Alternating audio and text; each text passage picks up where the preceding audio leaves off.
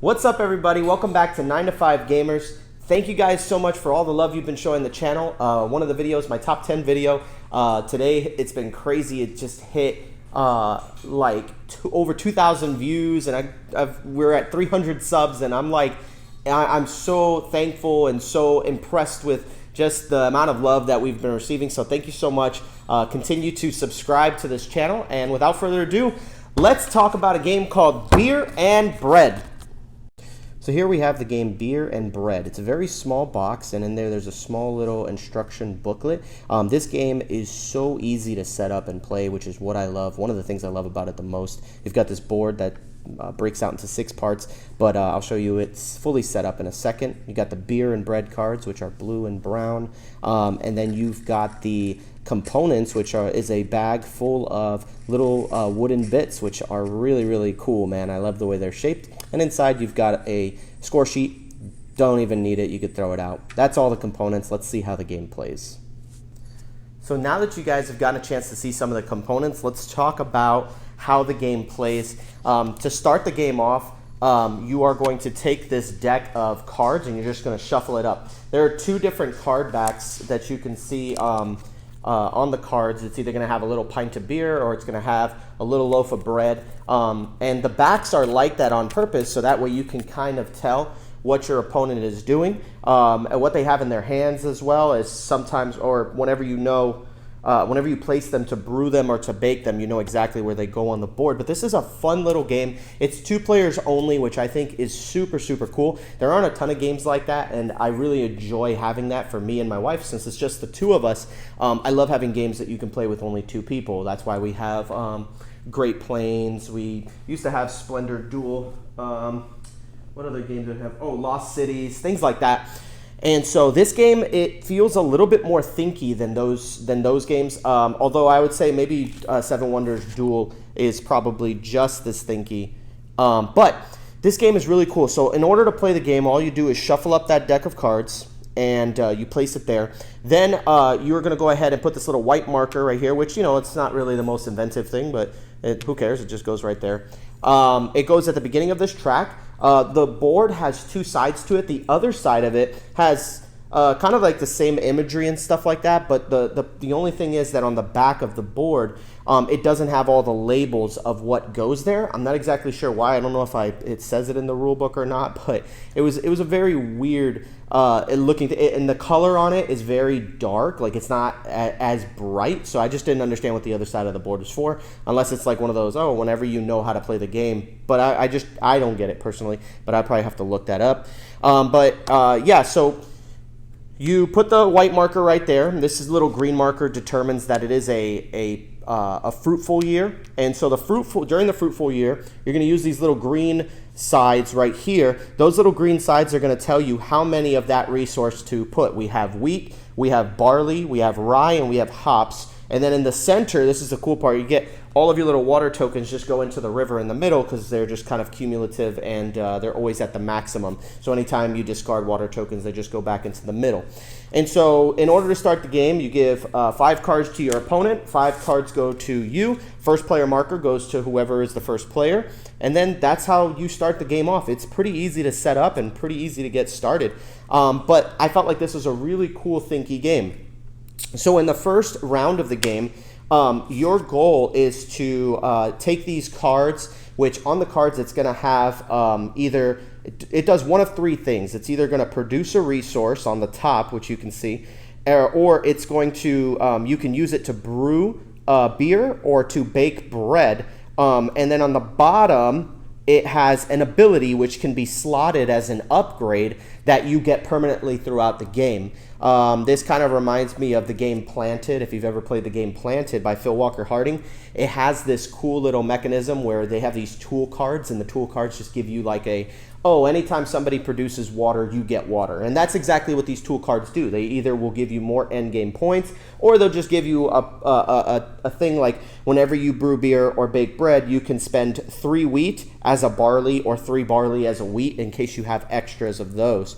So on your turn, basically what's going to happen is during a fruitful year, because that's the cool thing about this game, is that the fruitful year plays different, slightly different than the dry year, which is the red marker over here. So I'm going to talk about that in a second. But during your turn, you can do one of those three actions. The first one being that you place a card in front of you, face up, and produce the resources that are on it. So for example, if I did this one right here, it would be water and hops. I would take a water and a hops token, and then you take those 2 tokens and you place them on one of the 9 slots on your storage facility, which is right over here.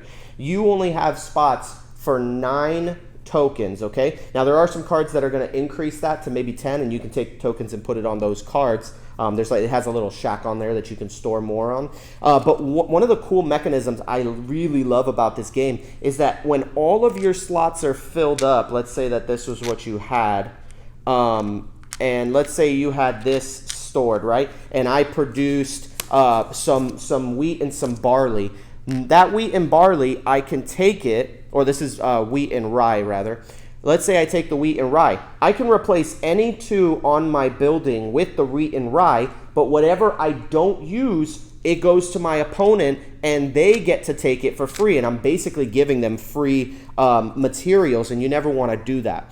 So on your turn, you play it. You can either gain resources, and there's an interesting mechanic where if the resource you play happens to match up with one that was already played previously, like this wheat would match up with that second wheat, you would get 2 wheat and 2 barley and only 1 water here. But if there was another water symbol, you would get water as well. But you won't get hops, you won't get the rye, because it's only the ones of the card you've played.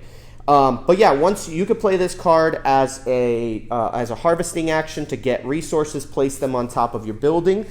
Or the second action, you can actually produce whatever's there. So if I wanted to produce, I don't even have the resources on my board for this, but let's just say that I took 2 of these out right here and I had 2 waters, right? I could, for example, brew this beer.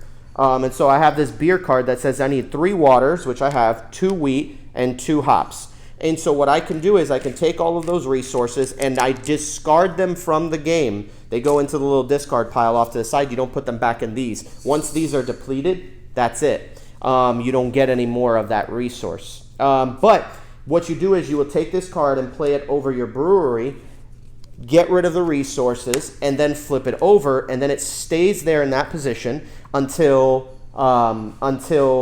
you use another action to clear it out. So if I wanted to brew another beer on another turn, I couldn't because it's already taken up by that one. I have sold that, and now I have to get rid of it and clear out my brewery. The other thing you can do is bake a loaf of bread in the same way, just follow the ingredients. And whenever you do that, you get whatever printed points are on there. So let's say that I baked some bread and I brewed some beer. And this, the way that you get rid of them is the third action, where you slot one of these. And this one has a little chef's hat, so it matches up with this slot right here. I would slot that in as an upgrade.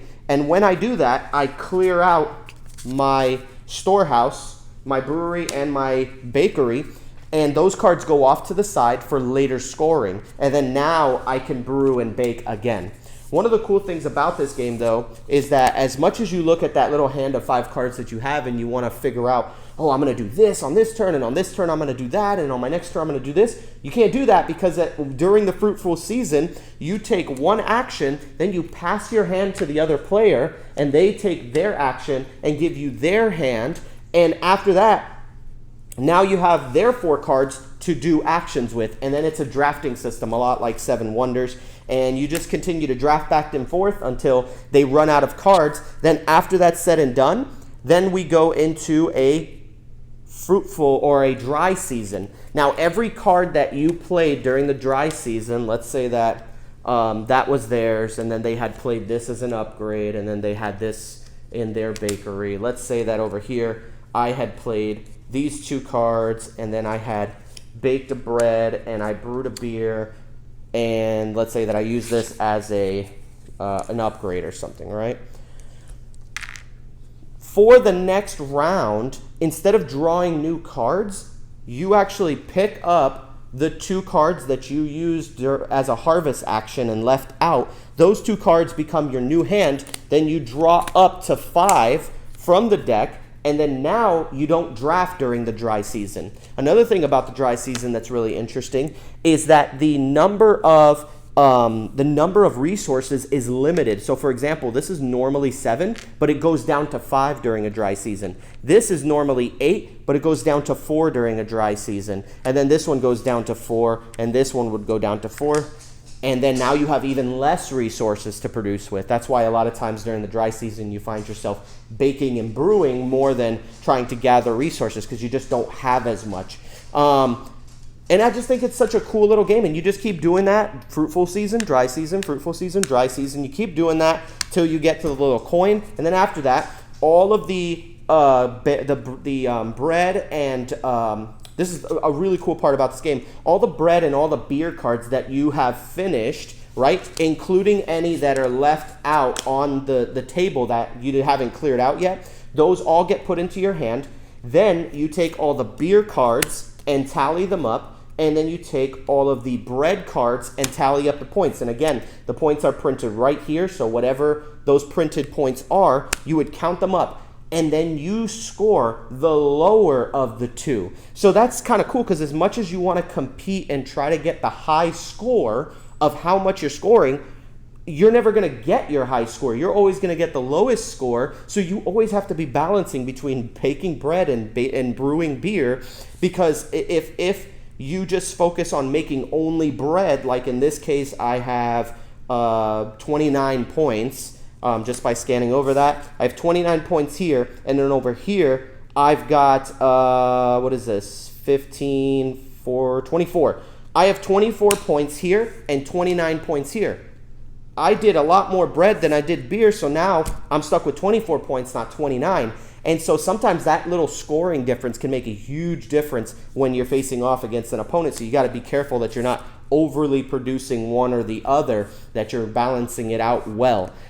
So it's such a cool game, man. I'm going to be honest with you. I really, really enjoyed playing this game, and I would highly recommend it to other people. I don't think... The only concern that I have with the game is that it's a bit thinky, and it's for some people. I think it's a little bit too thinky, and some people just might not enjoy that. Another thing I failed to mention, almost forgot that, during the dry season, you can also put these cards. You also get 3 cards here that you can take as actions instead. You just would take that card and switch it with a card in your hand. Almost forgot to mention that. I want to make sure that I mentioned that. That was an important part. But anyways, and then you always switch the first player marker. It always goes to the person with the lowest amount of resources in their storage facility. I really, really like this game. I don't think it's like a top tier game for me though. Like for me, it's coming in at a 7.5. I don't have it at an 8. Although I think maybe if I played it a little bit more, maybe I would get up there to an 8. I just think that it's a great game, and I would recommend it. And I'm usually willing to play it. I like that in the BGG scale. I said if you're between a 7 and an 8, it's like I'm usually willing to play it. And it's staying in my collection. I think I'll hold on to this for quite some time. But I could definitely see it maybe leaving my collection.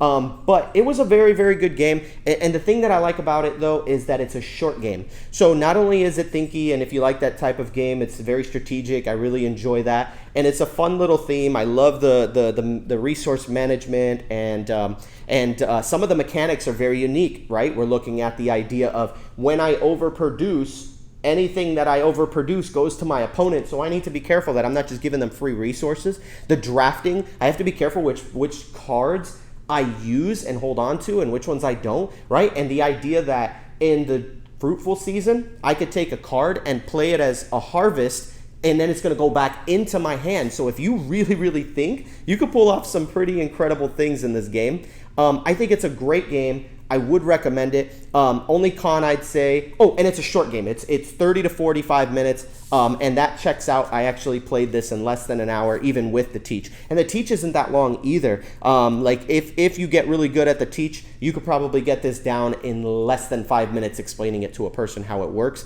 There are a lot of subtle mechanics. There's a lot of cool mechanics too. I love the drafting, which isn't unique, but I love the 2 seasons, the dry season, fruitful season, and how this thing comes out during the dry season but goes away during the fruitful season. It comes with a little score pad, but just use the calculator on your phone. You don't even need that. I thought this was cool, I suppose, but I'm like, man, if you could just use a piece of paper, you didn't really need to even include that. I gave it a 7.5 out of 10. I think it's an amazing game. I think that it would be really cool in your collection, especially if you like to play two-player games. And the theme is kind of cool, man. Beer and bread. And the same stuff that you're using for making the bread is the same stuff you make the beer with. So, and you know, I'm not a big, I don't drink beer or anything like that. But this game is just really, really fun, man. Like theme-wise and everything, this is a really, really solid game. But I don't know. What do you guys think about it? If you've played it, let me know in the comments below. Don't forget to like, comment, and subscribe. And if you have any questions about anything, go ahead and leave them in the comments. I'll get back to you as soon as I possibly can. Thank you so much, guys, for watching this, and I'll check you guys out later. Bye.